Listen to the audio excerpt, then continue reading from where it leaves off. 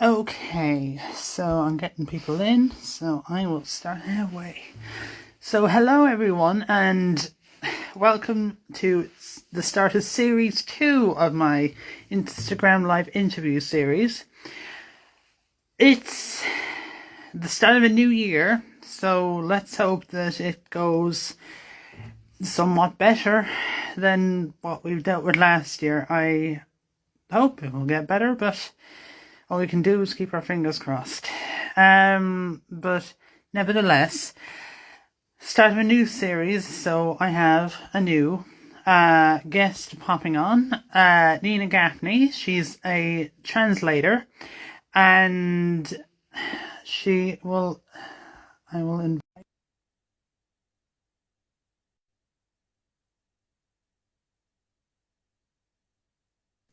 Whoop. Okay, Daniel. I was afraid this wasn't going to work. Don't worry, I'll try and prep you beforehand. Yep. How are you? I'm fine, thank you. How are you? I'm good. It's the start of a new series, so I'm starting off hopefully well, and then continue as I hope to continue as I'd like to. I think So you're doing a good job so far. so far, it could change. I think you're doing it. So I figured I'll let you start by introducing yourself, just because I keep thinking I don't do don't really get the intro right on my end. Could do. I think you did a pretty good job of that. Anyway, for those of you who don't know me, my name is Nina Gafni. I am a French, German, and Italian to English translator, interpreter, editor, and language coach. I focus on legal, financial, medical, and genealogy matters. And so, So obviously, when you it's something that'll change for everyone, or they'll have their own like perspective on it, or a reason why they started. But why did you start into genealogy? well, I've always been interested in the family history. I mean, ever since I can remember. I think I've often said I became a genealogist before I even knew what a genealogist was. I mean, I always would ask my grandmother about the family stories, and she, ever since I was little, really, I mean, she had this drawer that she used to keep in her apartment, and she had a lot of loose pictures in there, and I was always fascinated by these old pictures. And I would always ask her who was in the pictures, what was, when was this taken, why was this taken. So it kind of stemmed from there, and she would always tell me stories. But I think what kicked everything into high gear, and like I said, I was always the one collecting the stories. But when I had children and my son would ask me, I'd say, "Oh, your cousin Eve is coming into town." And he would get confused because he knows who his first cousins are. He sees them all the time. I mean, we all live very close to each other. I mean, 20 minutes away, so we can see them, always. But he would get confused when it came to second cousins or cousins that lived in distant places. And then I realized, okay, I've really got to start putting this in a tree, because I actually have this picture of the family. I'm the photo hoarder of the family here, and I have this picture of my great grandfather with my grandmother, my great aunt, and my great uncle. And the way it looks almost like a family tree, if you can imagine it, even though they're sitting in a car, and they were out at Coney Island that day. It was taken in 1913. But I used that as an example to show him, okay, this is where you are descended from. This is your common ancestor, great grandpa, actually great great grandpa in his case. This is you knew great grandma, because she died she was 97 and a half when she died. So he actually did know her. And they said these were her two siblings, and this is Eve's great grandfather. And I explained, great grandma had grandpa, grandpa had me, and then I had you, and then explained Eve's situation. So he understood that a lot better, and I realized, okay, I've really got to document this. And another thing that happened was around that, give or take around the same period that he began to become interested in the cousins beyond the first cousins, was that my grandmother in Canada had, because my mom's family's from Canada, she received a letter that was addressed to my grandfather. The lady who wrote the letter did not know that my grandfather had died in 1988.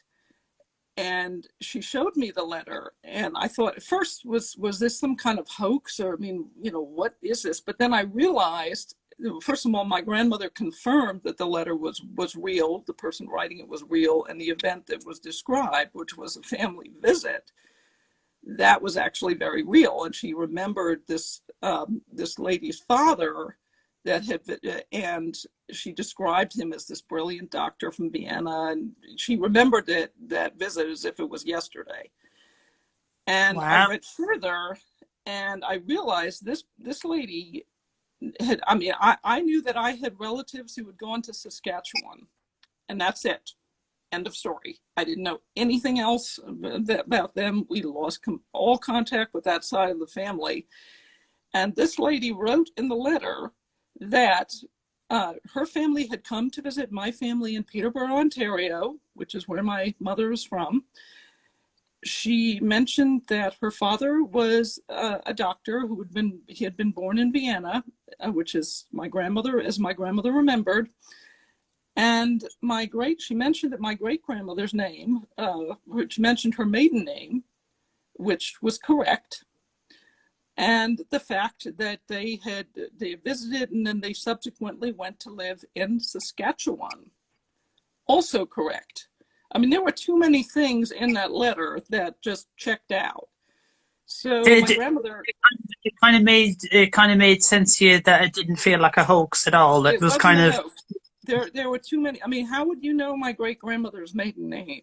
I mean, you don't get that information unless you are part of the family. Yeah. So I wrote to her because my grandmother said, well, I know you're the one who's interested in the family history. Why don't you write to her? So, of course, that was too good a temptation. So I wrote to her, and we became very close. And unfortunately, she passed away, but she put me in contact with some of her siblings. And there were a whole bunch of people on that side of the family that I didn't even know about. And so I've met some of the siblings. I'm hoping to meet others.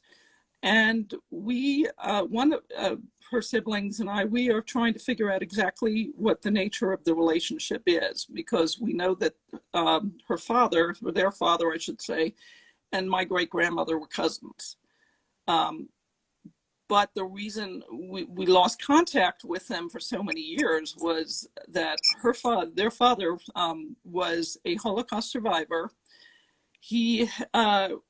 Most of the family did not make it out of Vienna. I mean, a large majority did not survive. But two members of the family were very lucky. They had exit visas to the UK. So they got out. Their father had a friend who had joined the Nazi party, and the friend tipped him off that he was going to be deported the next day. So he came looking for him, and meanwhile, my cousin had gone to his parents' house to visit them. He was not living at home at the time, but the friend found him there and explained that the parents had been deported the night before. So, he thought, well, that's pretty odd. They're not, nobody's in the shop, and they had a textile store, and they lived above the store. And so he thought that was pretty odd, but then the friend explained that was what had happened. So he had to go get all of his university certificates, everything, pack a bag, get on the next, get out of there literally that night. And he did that. So he made his way to Switzerland and then into France, where there were other family members. And keep in mind, it was 1938, not 1940. So that, Jewish people were still kind of okay in terms of, their position. But he did go into hiding, I believe, at one point, and he was, I think it was a French priest who hid him and tried to get him to convert to Catholicism, and his response was basically, "Thanks, but no thanks, Father, not doing it." And he was recruited by the resistance. I'm going to guess that he must have worked in some capacity as a medical person, as a doctor or something, because I could be wrong, but my understanding of things was they generally gave people covers that would relate to what they did in real life, so you'd be less likely to be caught out, I should say.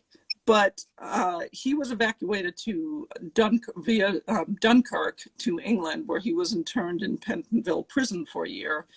And I think it was about a year. I have to check with my cousins on that one. But anyway, he was ultimately sent to a DP camp outside of Montreal, where he met his future wife, and who was also a refugee. She was from Bremen. But so they were ultimately married in Canada. He finished his degree in Canada, and he started practicing, I believe, first in Quebec, but then he went to Saskatchewan. And but prior to going to Saskatchewan was when they visited my family in Peterborough. And once he was in Saskatchewan, he was the victim of a brutal anti-Semitic assault, and he was left by another doctor, actually, and he was left to die, except he didn't die, thankfully.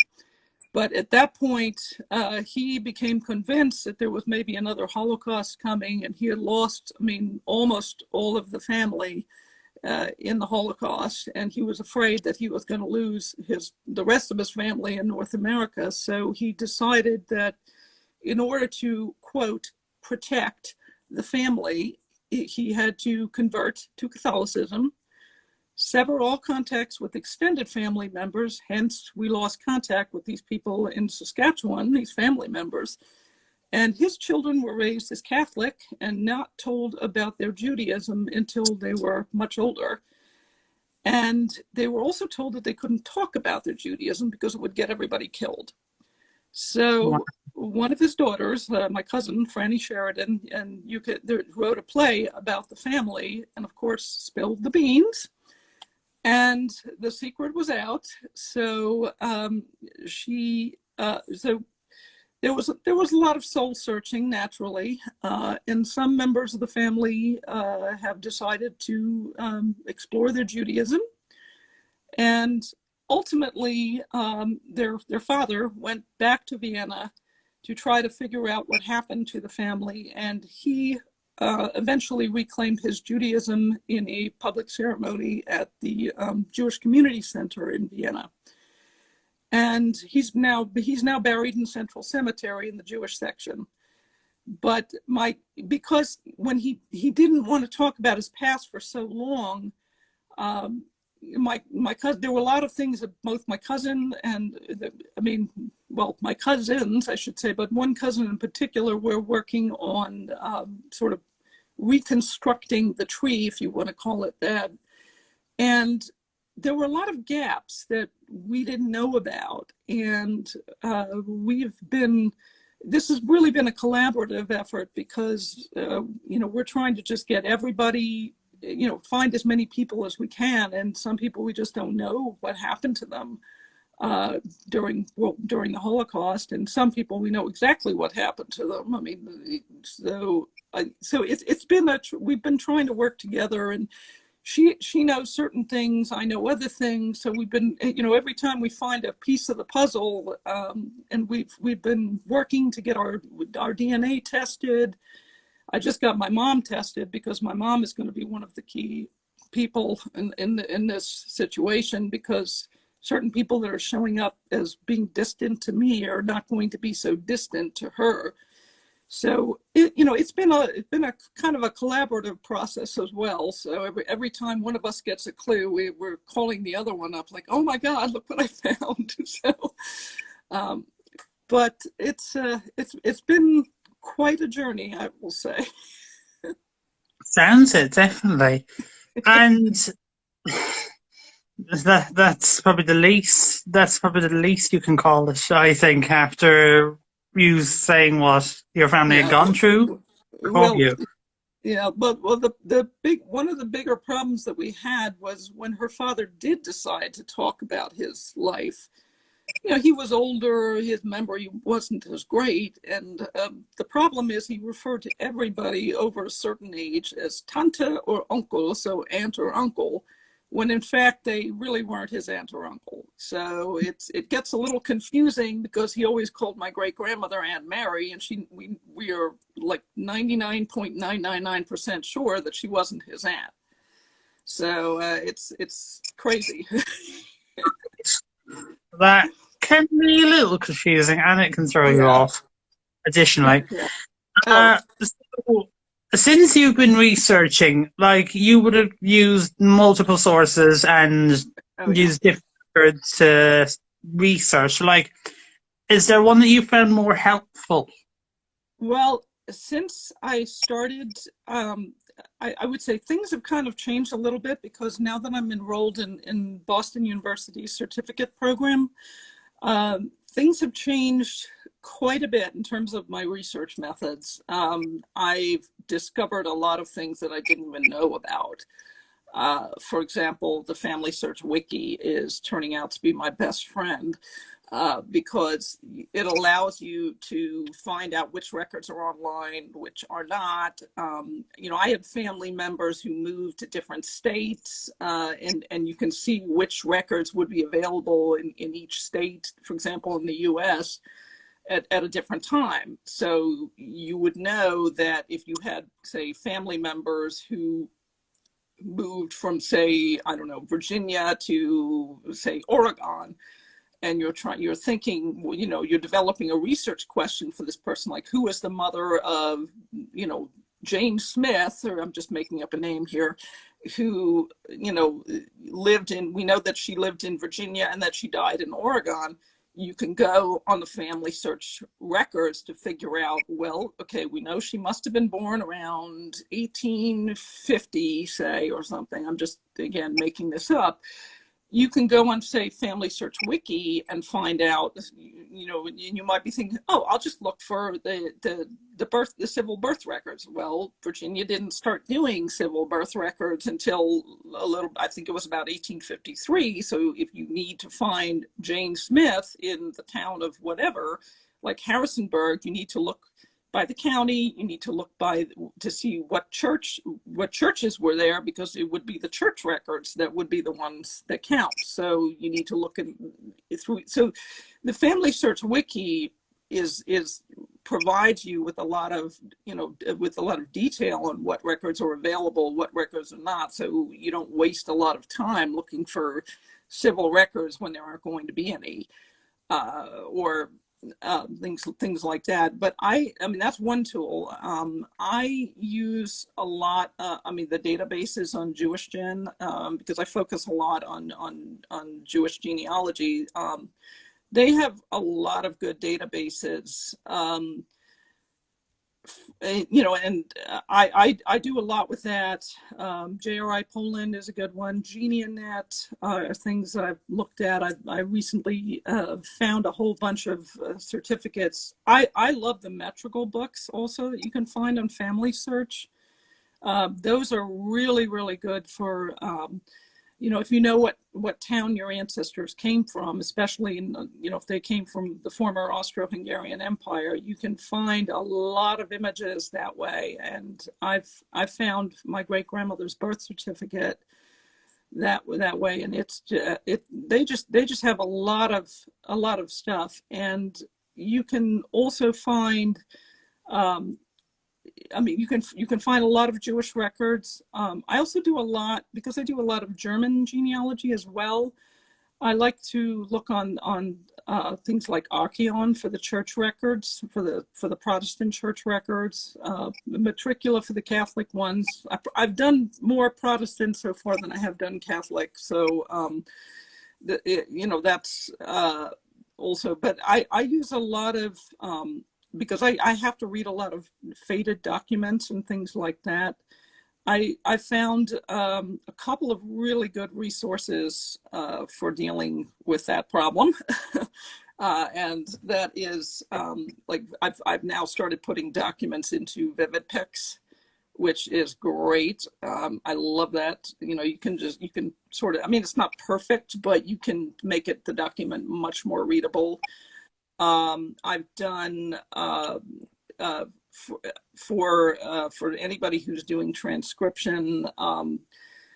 I started by taking a class that Catherine Schober runs, which is a German handwriting class, which is excellent because you learn how to. I mean, I already speak German, but you don't have to know German to actually do that. And I've learned how to decipher the church records. She goes into a lot of occupations, illnesses, and a lot of resources like that way.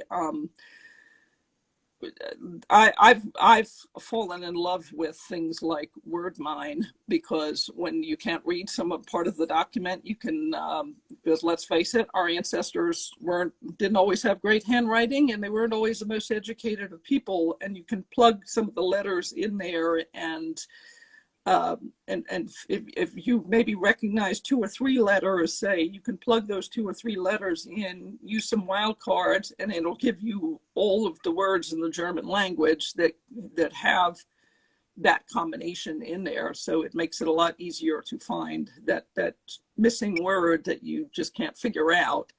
Oh God, I could go on forever on that. So there's a lot of different.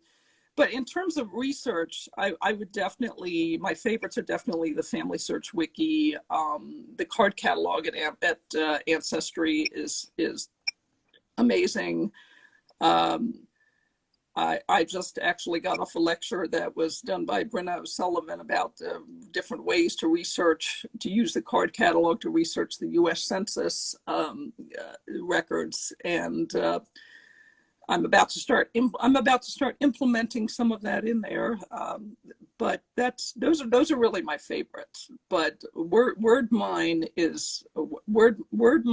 and also things like Myers Gazetteer to find the towns that your relatives, that your ancestors might have come in for Germany. Those are some of my favorites as well. So, right now.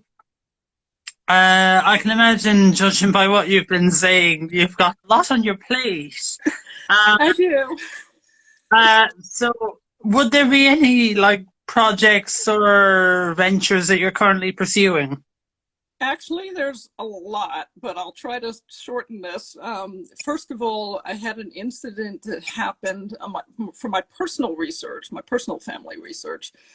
I had written to a cousin of my mother's about, back in February, I think. And I didn't hear anything. So I thought, okay, well, I'm not going to push it. You can't, whenever you write to people on Ancestry or any of these platforms, I mean, you have to know when to approach them and when to kind of back off. And I hadn't heard from this guy, and I mentioned the name to my mother, and I said, well, who is this person? Paul, I'll make up a name here, Paul Goldberg. That's not his name, but anyway, I mean, and I recognized the name, the Goldberg part, but I'd never heard of this person. And I asked my mother, and she said, well, he is a very distant cousin. And she vaguely remembered meeting him as a child, but my grandmother, my mom grew up in Peterborough, Ontario, and which is between Toronto and Montreal, and part of the family lived in Toronto, and the other part of the family lived in Oshawa, which is close, sort of in between Peterborough and Toronto. And my mother knew the relatives from Oshawa very well, but she didn't know the Toronto side of the family all that well, because basically whenever my grandparents kind of wanted to escape, they would leave the children, meaning my mom, my aunt, my uncle, with probably I imagine my great grandmother, and they would go to Toronto for a sort of date night and hang out with the relatives there. So this Paul Goldberg side of the family was from the other side, the Toronto side. So my mother didn't really know them all that well, but he finally responded to me, I think actually a couple of days ago, and he said, I sent you a message and you never got it, and you never responded. And I said, well, I wrote to him back and said, I actually never got the message, but he just provided me with a whole group of family members on his side, because I knew that my great grandfather had one brother. I didn't know he had two brothers. And so he provided me with a whole bunch of people. I mean, I am literally, there's so many people on that side, I've had to take breaks as I'm putting people into the family tree, because it's literally like, I mean, that side, they had like 9 or 10 kids, and of course all 9 or most of them survived into adulthood, and they got married and they had multiple kids by multiple marriages and all of that. So my family tree literally exploded, and so it really, it's gotten crazy, but crazy in a good way, but crazy. And it explains why certain people were showing up as DNA matches, and I had no idea who they were, and neither did my mother. But we are now trying to organize a cousin Zoom call and try to get as many of the older relatives together, so that my mom can reconnect with at least this one cousin and meet some of the other cousins that she may not have met or just hasn't seen in years. So I am currently loading gazillions of tons of cousins I never knew I even had into my family tree and hoping to meet them. But on the other side, I am currently working on a bunch of records for the Jewish community of Danzig, or Gdansk, from the years 1809 through 1812.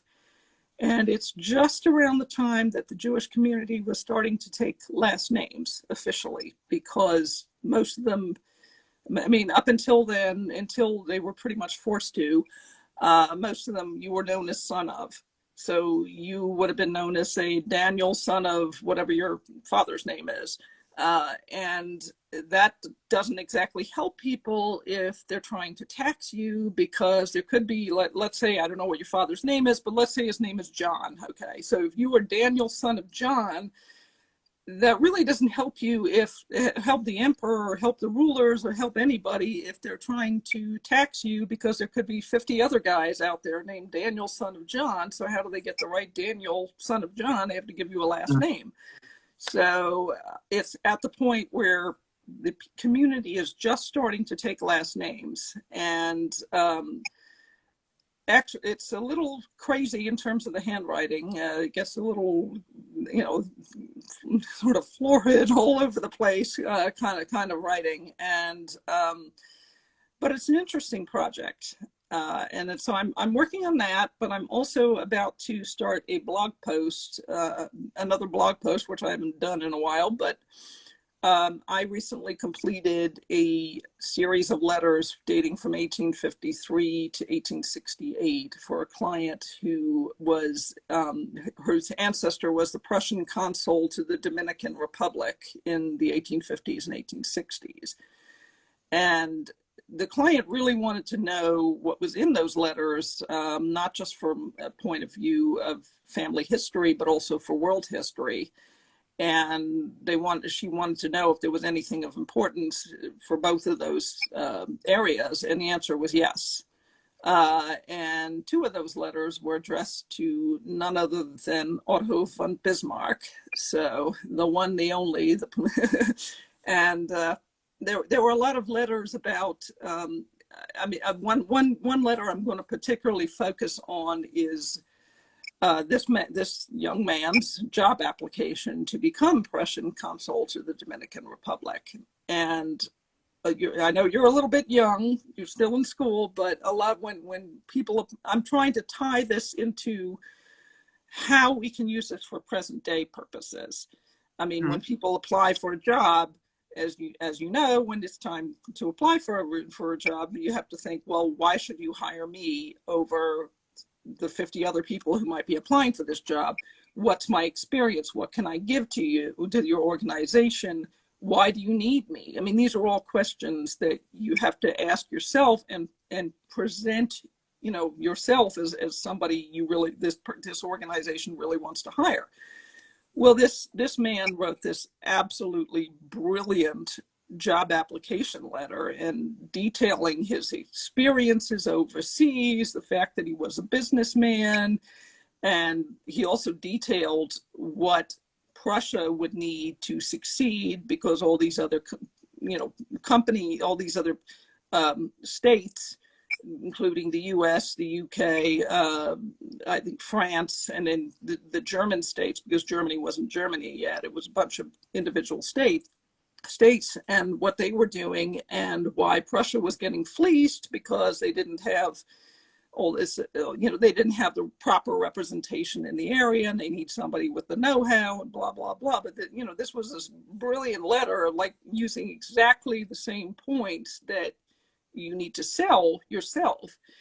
And I thought, well, okay, well, a lot of people, I can sort of, I'm trying to work in a way to bring this so that, maybe I'll call it something like tips for success in the job market, advice from, someone who lived 200 years ago. I have to figure out a way to tie that. But I thought, well, this letter could be a modern day person writing this, this job application letter. And we don't think about what our ancestors did to get where they got in life.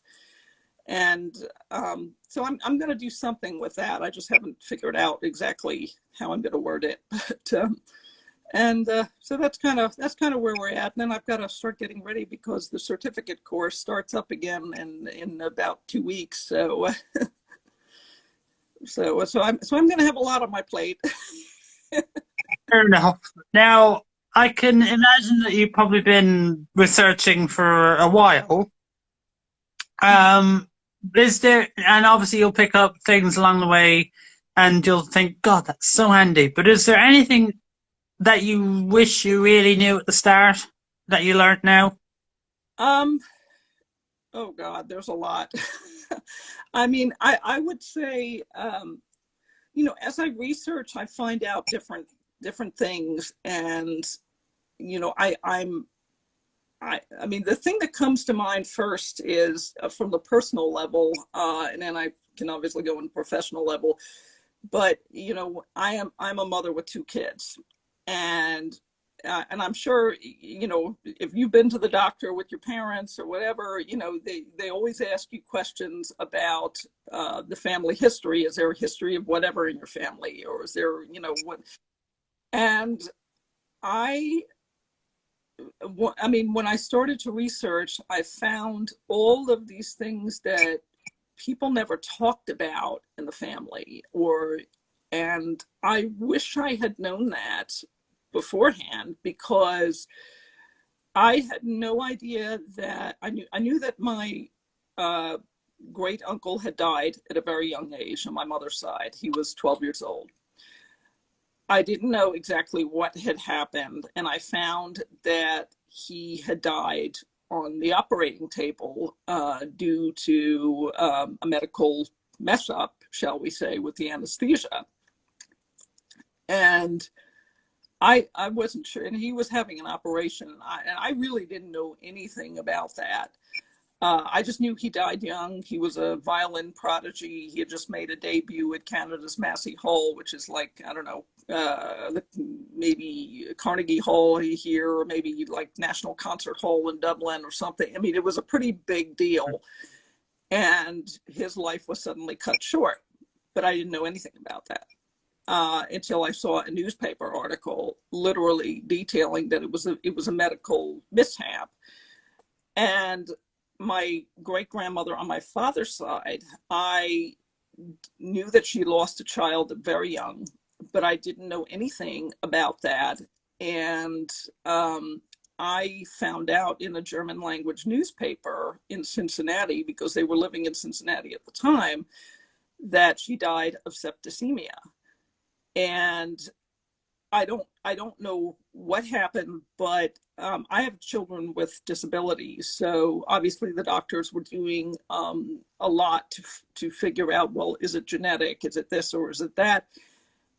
And I had these questions that were unanswered, basically, because I had to say they lost children and I didn't know what they had lost children of. And as a parent, it's kind of like, oh my God, you know, you really feel the pain when you read these things. And I wish I had known that beforehand, because I wouldn't have, it would have saved me a lot of time and effort and you know, having to explain things. But you know, I mean, I'm in terms of the professional research, I wish that I had taken Catherine Schober's class a lot sooner than I did, because that class was really a game changer for me in terms of being able to read these old documents. And because the German, that the way they wrote back in the olden days, I want to say up into was it all sort of stopped really about 1941, when basically Hitler banned teaching this old style handwriting and made everyone write sort of what they call Normalschrift, which is just, you know, regular Roman kind of whatever. I mean, it's not so there's a whole generation of people who are growing up or who grew up in Germany and German speaking countries, basically after that, who can no longer read this stuff. So I was not taught to read this stuff. I had to learn how to read it. And I wish I knew that beforehand, because it would have made researching a lot easier. And there were things like you know, I'm very glad that my grandmother wrote down her story, because if she hadn't done that, that would have made things a lot harder for me. But yeah, there are a lot of things. I mean, I didn't know about beforehand that I wish I knew, and now I do know. But those are just some of the examples. Fair enough. Now, obviously, for each researcher, they will have their own kind of like, not so much guilty pleasure, but they'll like one thing in genealogy over another. Like for me, it's old photos. I love seeing them. And records. Me too. And like, what would kind of be your favorite aspect? Like photos, records, stories? I have to say a combination. For me, I mean, I would say combination of photos, letters, and the records, and records like they could be anything from census to church records, synagogue, anything. Especially, I mean, the photos, because for me, I've always loved old photos. I mean, I am the photo hoarder of the family. I do make copies for people, so, but I love old photos. And I love the stories, and I love trying to, and I worked for a little while at the Washington National Opera as a translator and interpreter. This was a long time ago, but I was based in the costumes and props division, which for someone who loves old photos and loves old clothes, I mean, that was like, put me in the middle of heaven, and loves opera too. I was like, I've definitely died and gone to heaven. But I I learned a lot from working in a theater, because you learn a lot about the different styles of clothing articles. As a translator and interpreter, the one thing you have to do is learn the terminology of different things. So I had to learn, costume terminology, and because I was interpreting for singers and the staff and everything, and translating invoices that came from overseas and stuff. But I love to try to date photos, and figure out, if approximately what period they were. And so for me, that's always been just a passion, and it's sort of a guilty pleasure as well. But I like doing the letters because they provide an insight into people's lives. I mean, let's face it, our ancestors weren't just names on tombstones. They had problems like we do. They lived, breathed, did all sorts of things, some of which were good, some of which were not so good. But the letters provide insights into the way they lived and what they were feeling at the time. I mean, I recently got to translate a bunch of love letters from the 1930s, which, well, they got a little racy at times, but still they were, they were, they really provided an insight into what was going on, because this was a family who is going to have to leave Germany very soon. I mean, things were going from not so great to super bad. And you got an insight into how they felt, and and they would mention certain people in the letters, and it was you knew, I mean, who these people were, and you learned who they were, and what they were going through. So I enjoy that, but that's my guilty pleasure there again. But the records I really like are a toss-up between, I mean, I like census records, but I really like the church records and the Jewish records from about the end of the 19th century in the Austro-Hungarian Empire. Now, I like the church records because they really provide a lot of detail. I mean, it would, I mean, let's say if you have a record that, say, I don't know, we'll give a random date here. Like, let's say this baby was born in 1785, just pick that date out of the blue. And we're going to give him a super Germanic name, like Hans Wilhelm Friedrich Schmidt.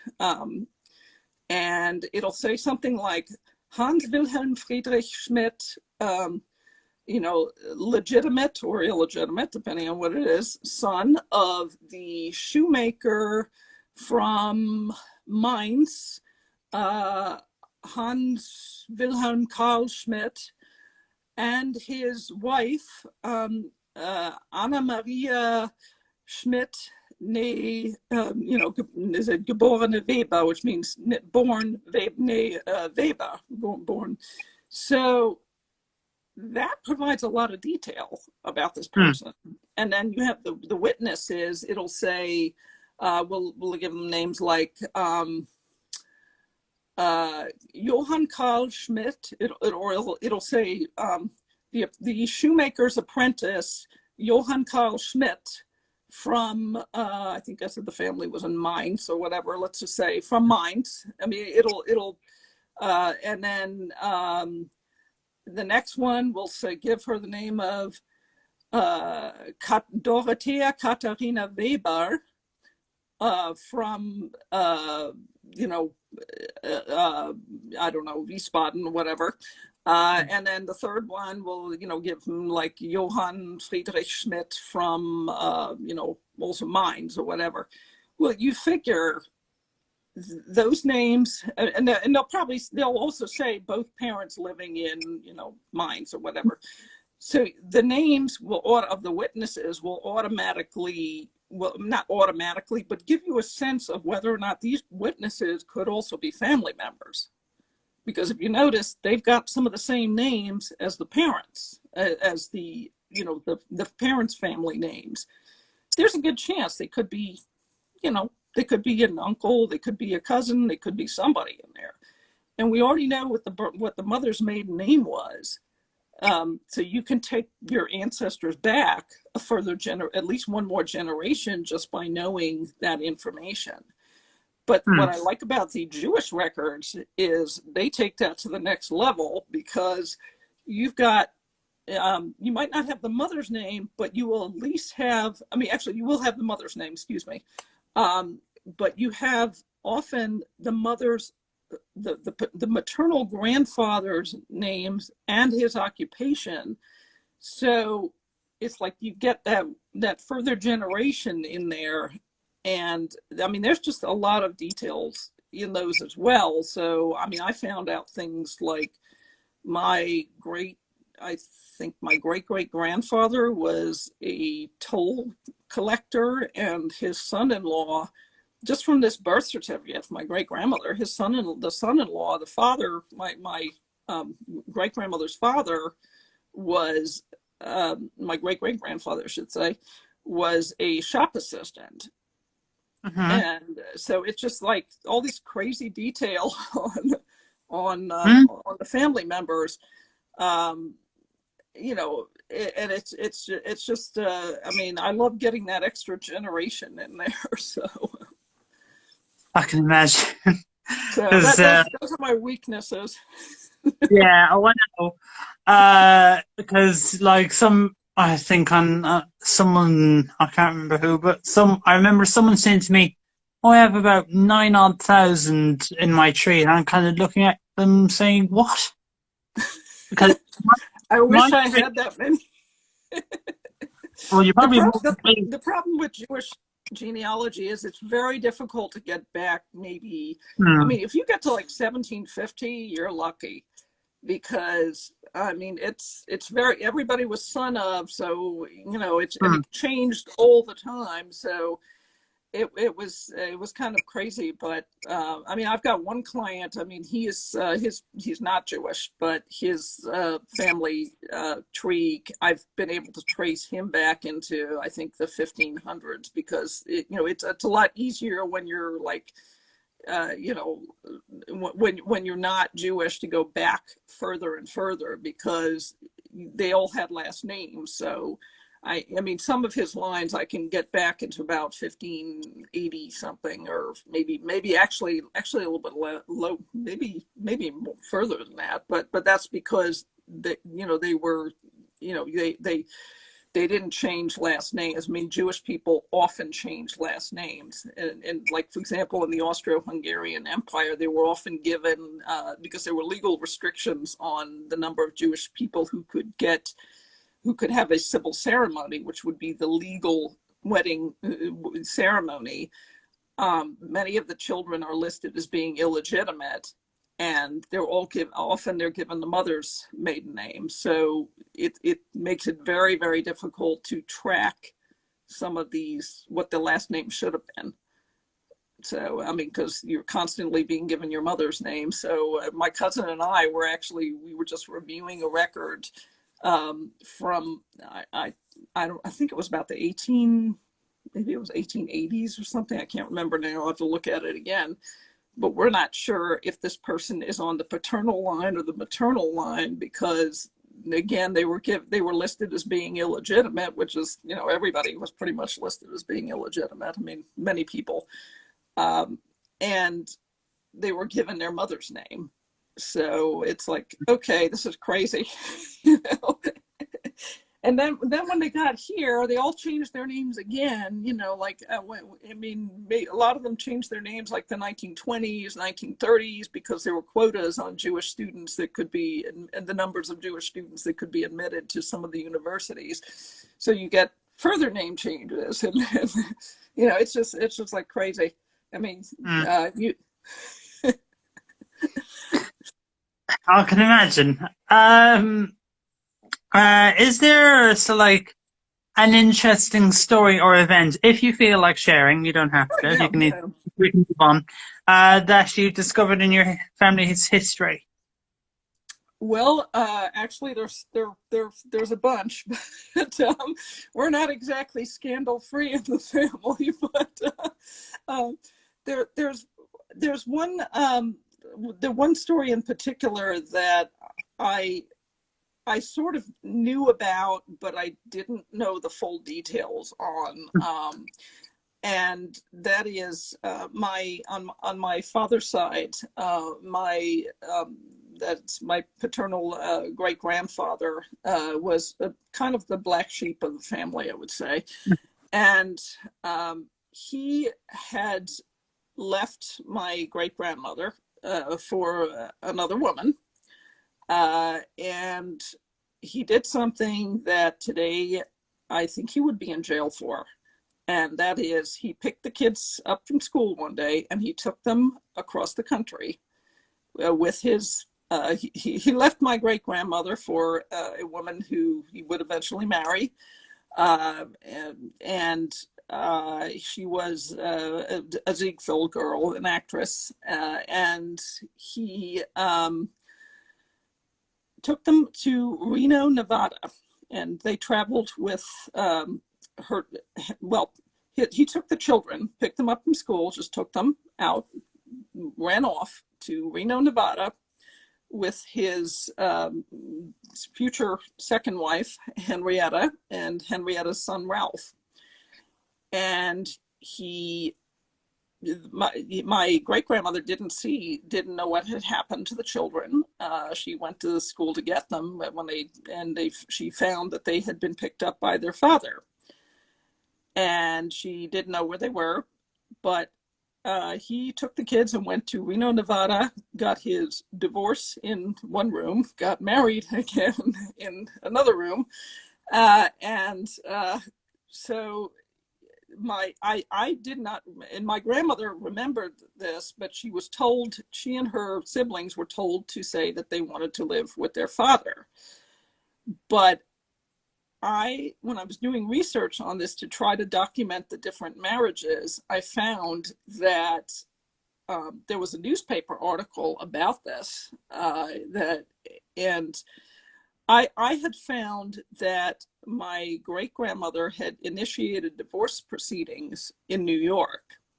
So I thought, okay, well, maybe they didn't go out all the way out west. Maybe it just went like somewhere like west of New York City, and that's why the divorce proceedings were instituted in New York. But what I didn't know is that she had to do that, but then somehow she had realized had found out that, and probably when she was issued a summons or something, that they were in Nevada. So she actually traveled to Nevada, and according to this newspaper article that was sort of written up in this very sensationalist kind of style, like of writing, I mean, it was very, she. My great grandfather gave the judge this complete cock and bull story about how he was sort of led astray by the fact that my great grandmother's sister was involved in vaudeville, and that's what caused everything to ultimately lead. And the judge bought that story, and I'm thinking, my God, that's you left your wife, okay? Just admit it, okay? It happened. And I can't believe that the judge bought this story about how it was the wife's fault that things went wrong or whatever. And but apparently he did. And that was the reason that my great grandfather was granted custody of the children. And but I didn't know that until I found this article. But then my grandmother was subsequently raised. I mean, she pretty much grew up in Washington, D.C., where they moved. And of course, there was another scandal later when he ultimately left Henrietta for a much younger lady. And so then that's when my grandmother moved to New York. But seeing the newspaper article about the story and about it also enabled me to. I I was trying to confirm some things about Henrietta and about her life and her name, and everything. And I had I mean, we're very close. I mean, my grandmother and Henrietta's son Ralph were very, very close. I mean, she always called him her brother, not her stepbrother. And I contacted Ralph's daughter about this, who I've known, my whole life. I mean, she's not a blood relative, but she might, she pretty much she's a relative. And I had contacted her about this to try to get some details. And actually, I think I sent her a copy of the newspaper article. It was pretty pretty amazing. But to see that in a newspaper article was just, I swear it was better than a novel. It was so it was quite written up as quite the story. But that was my great grandfather Harry. He was like I said, the black sheep of the family. So, but my grandmother did not see her mother for 20 years. So yeah. She actually, when she got to New York, because she was born in New York City, she actually looked her up. And of course, my great grandmother had a very, very common name, Dora Rosenberg, which every Jewish woman in like New York City had a name like that. I mean, it's really she actually had to go through the Manhattan phone directories to find her. And of course, that's really like looking for a needle in a haystack.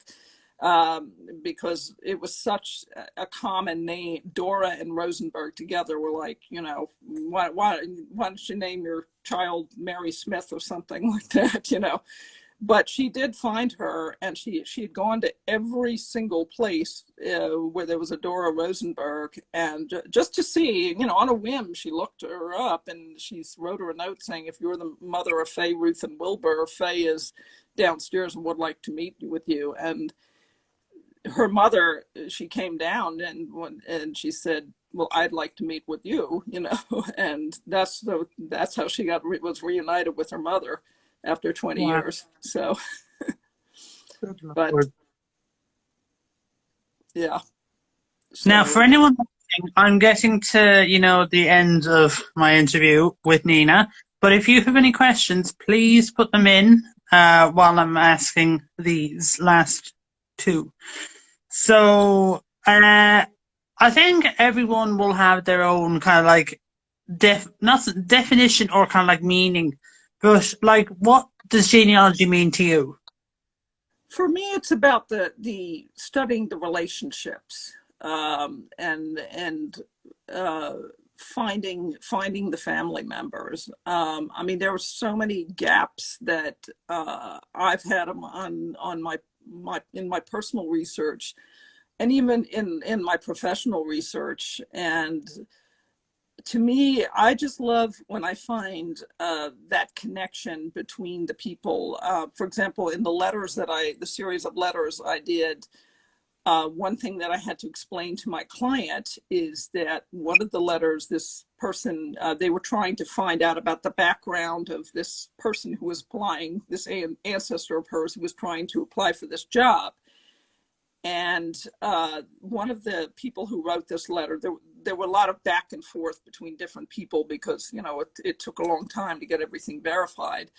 And one man wrote back and said, well, I think, soll der Sohn dieser Frau sein. And said, I think he's the son. He's supposed to be he must be the son of this famous actress named, Mrs. Heitzinger. And I had to do a little bit of research there. And I found from researching her that most likely she's not his mother, because she was, it looks like her husband might have been married before, but when she had children with her husband, they were daughters, not sons.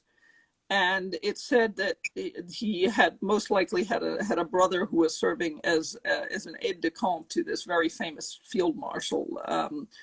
And I had to to the Field Marshal Radetzky, actually, and in case for the music lovers out there, in case you know the Radetzky waltz, the Strauss, Radetzky waltz. It's very famous. They do it every year at the Vienna New Year's concert. That's the Field Marshal it was named after.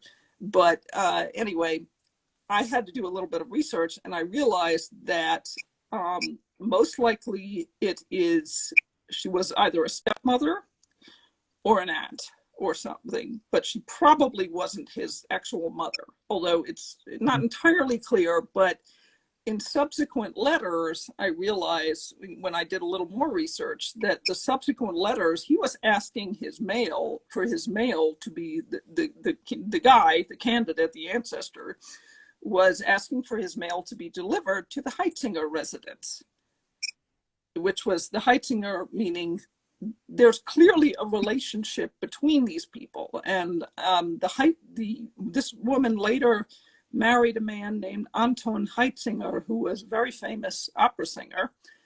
And also, again, for the music lovers here, in case you know Beethoven's Ninth, he premiered the tenor solo in that.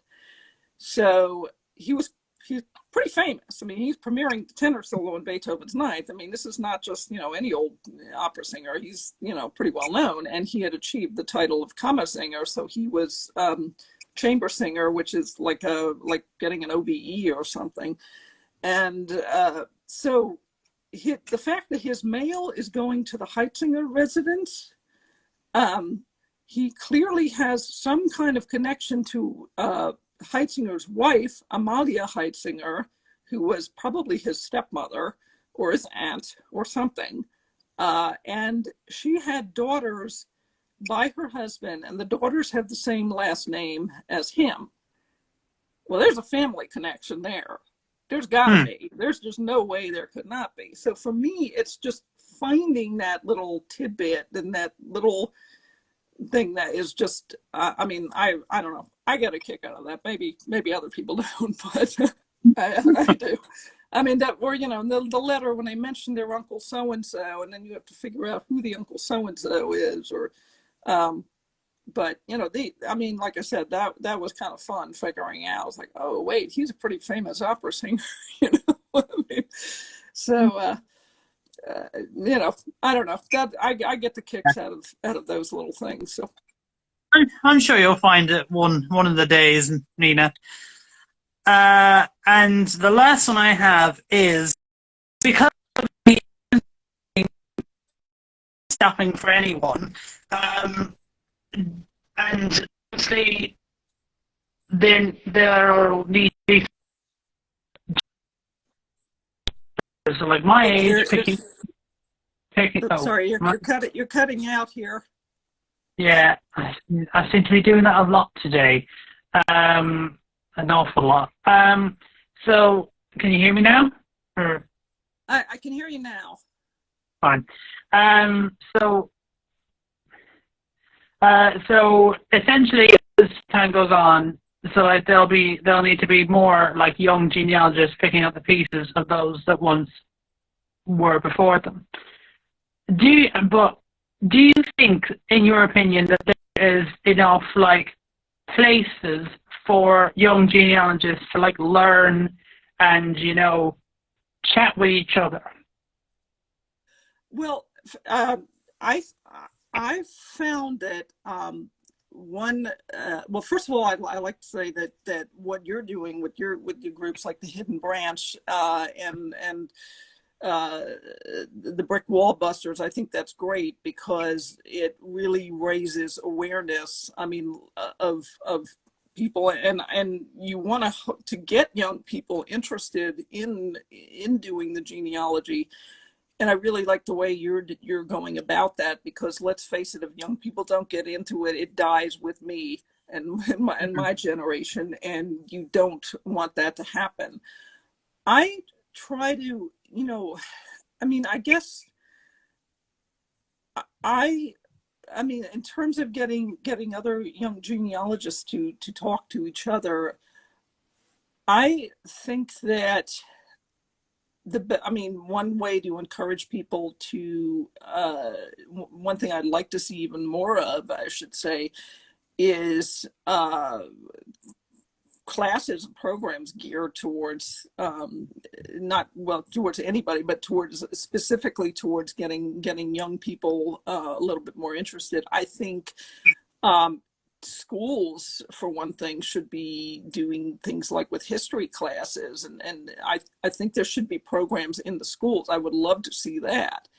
I mean, my nephews, I helped them when they did a school genealogy project, because obviously my brother said, go to your Aunt Nina. She's the one who knows everything in the family.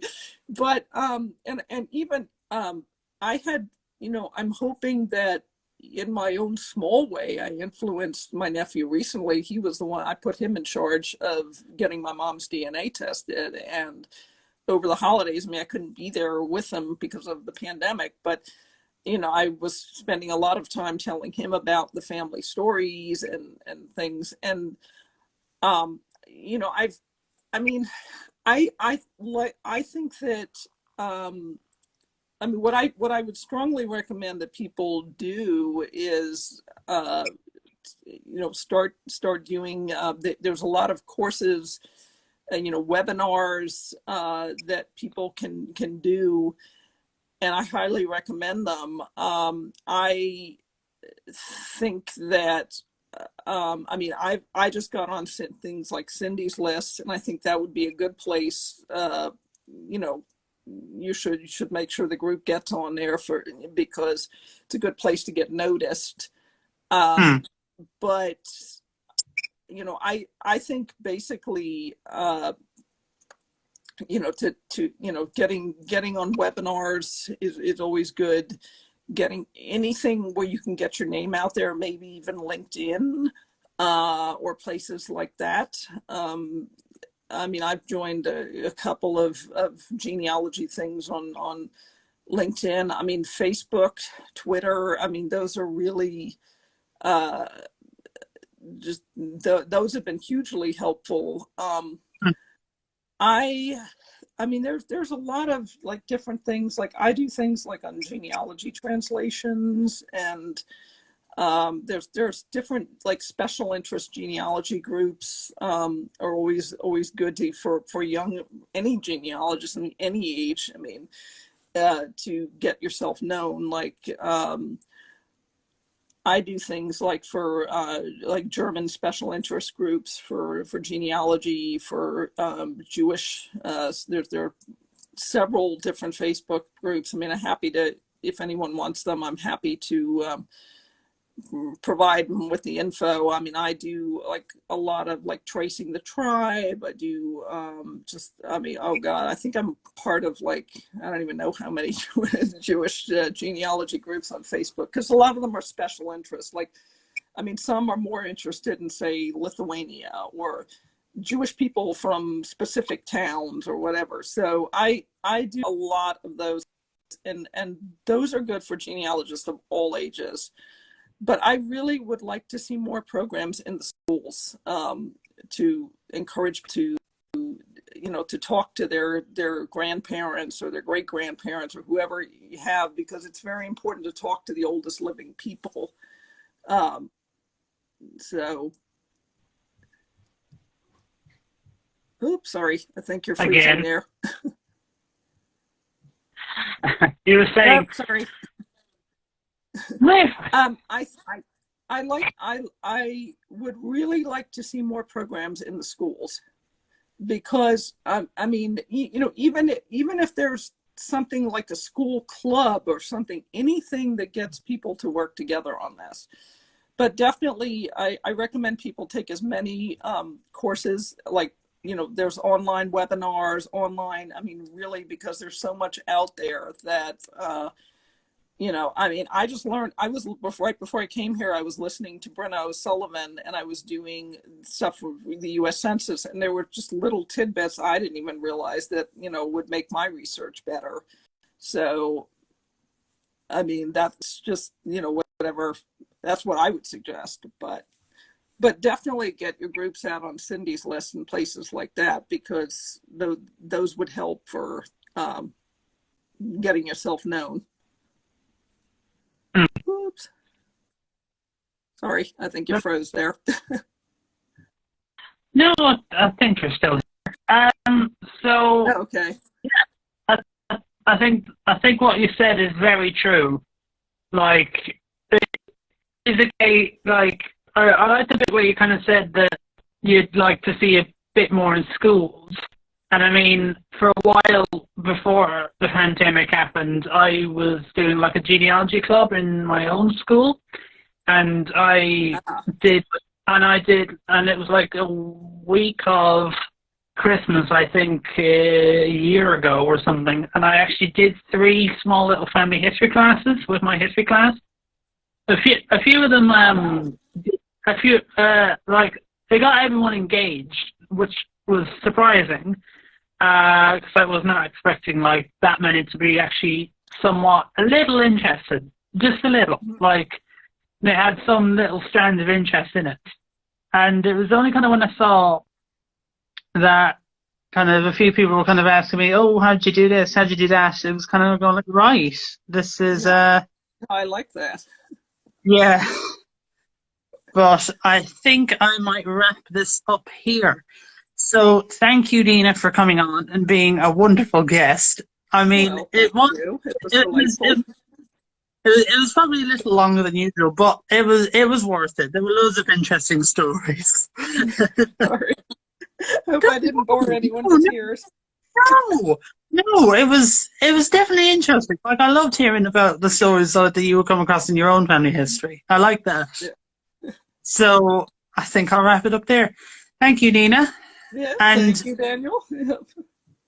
and I will announce my next guest tomorrow. It'll be sometime tomorrow. I'm not going to say a time because I tend to not follow that. So bye. Okay, bye-bye.